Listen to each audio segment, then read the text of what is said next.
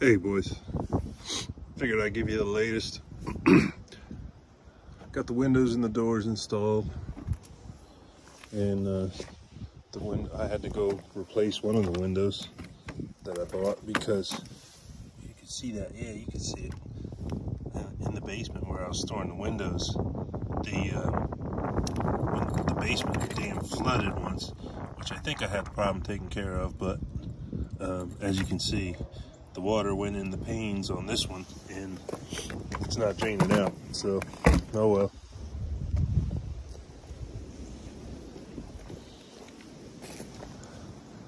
All I have to do outside now is get the vinyl siding up and do the soffit vents, and which is no big deal. Neither is the siding, really. It's not a real big place.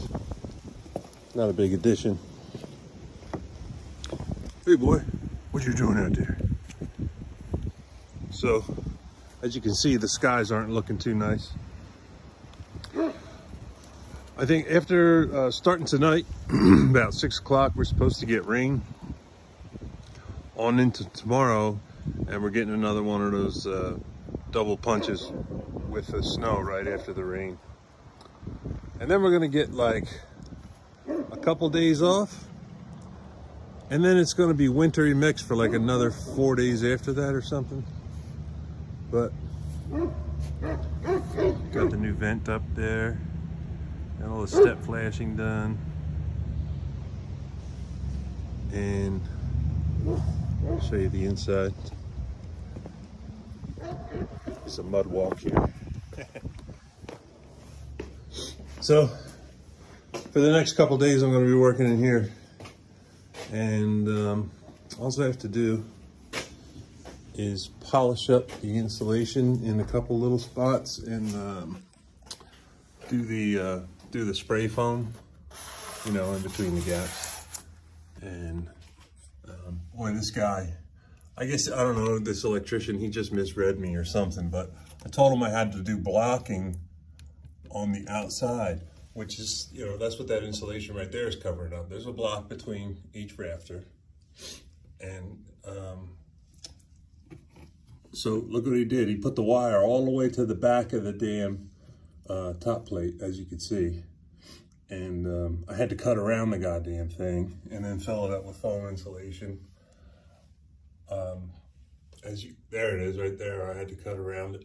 Goddamn guy. So anyway, I just gotta finish up some little doodads with the insulation. I gotta insulate that eave, that rake board right there, where there's no insulation, because I got that done today. I had to finish off the blocking for the eave. You see those blocks up there? So now I have them installed and ready for the vents for the soffit, and now I'm free to insulate that and drywall. And I got a little head start here. I only got about 5 pieces while I was at the lumberyard just to get started. 1, 2, 3, 4, 5. So I don't know. I might do the ceiling in that's 1/2 inch that I'm doing most of it with, but I'm considering doing the ceiling with 1/4 inch, because it's going to be such a pain drywalling up there. And man, that stuff gets heavy fast, and then you have no blood in your shoulders and you're trying to hold it up and screw it up. And so with the 2x8 framing, it's kind of neat, really. We got a pretty big, this recess here is like a nice little window sill shelf kind of thing that it'll serve for once I drywall over it. And this has to get the spray foam too, and all around the doors. I gotta do a couple shims from the inside. That's nasty weather work. How about that crazy girl I told you about at the store? Man, that chick was far out nuts. She was gonna have a breakdown like it really had nothing to do with me. Anybody could have walked into her right then and there and she would have had a breakdown. So I don't know, man. I have a feeling she'll be apologizing when I go back to the store sooner or later. So I gotta hang the sheetrock. It's gonna be drywall straight up the wall. And as you can see, these horizontal pieces, that's actually the top of the ceiling. And right there, where I have a light hooked up, is gonna be a ceiling fan light.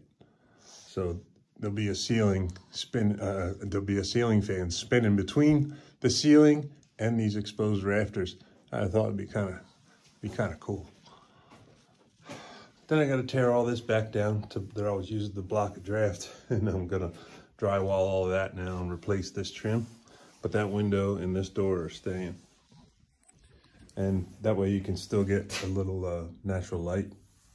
If I leave that window, that'll help with the natural light because this door is wide open glass anyway.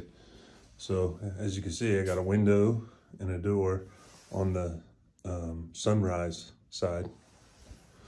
And this window, I'll be able to see the dogs, I guess. But actually, we're not gonna be here that long. I guess as it stands now,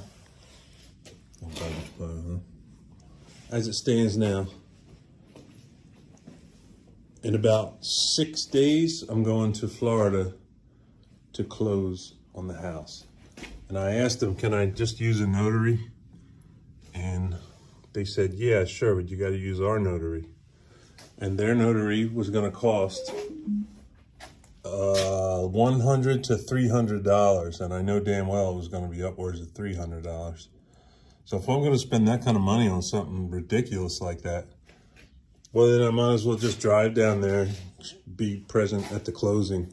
And I might as well just, you know, take that money and use it for gas to just come down to the closing. I scope the place out a little better. And while I'm at it, I'll bring a truckload of stuff down, as much as I can jam in there. And the doggies will be at the kennel for a few days, 4 days minimum, I guess, while I go down and come back. When I come back, hustle everything up, get it finished, get it on the market, make a last trip down. So that's the way the perfect plan is gonna go. Hopefully it will. It'll work out. And I think that's all I got for you. Ciao-y.